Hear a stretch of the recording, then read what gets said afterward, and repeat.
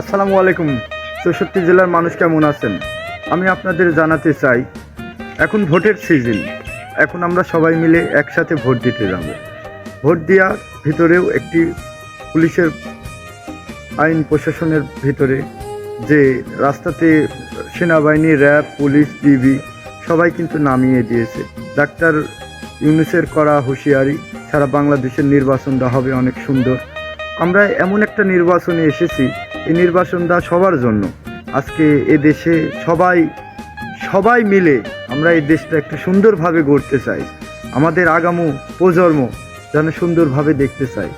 আমরা সবাই মিলে আজকে আসুন, 11 তারিখের ভোটে অবশ্যই আমরা নির্বাচন করব। যে জয় প্রার্থী হবে, সারা বাংলাদেশের কাজগুলো কিন্তু তার হাতে চলে যাবে। সেখান থেকে যদি আমাদের সাধারণ মতন মানুষদের পাশে যদি অভিভাবক হয়ে না থাকেন, আমরা কিন্তু আবারও সেই অন্ধকার পথে চলে যাব। তাই এক হাতে কোনো কাজেই হয় না, সকল হাত একসাথে নিয়ে চলো এগিয়ে যায় আমাদের সোনার বাংলাদেশ গড়তে। এই সুন্দর বাংলাদেশে অনেক কিছু ডিজিটাল হতে হবে। চায়নার মতন আমাদেরও একটু রাষ্ট্র চাই। আমাদের একলা আওয়াজ না, আমাদের সকলের আওয়াজ। বাংলাদেশ আবার গর্জে উঠুক, সোনার একটা মানুষের হাতে পড়ুক।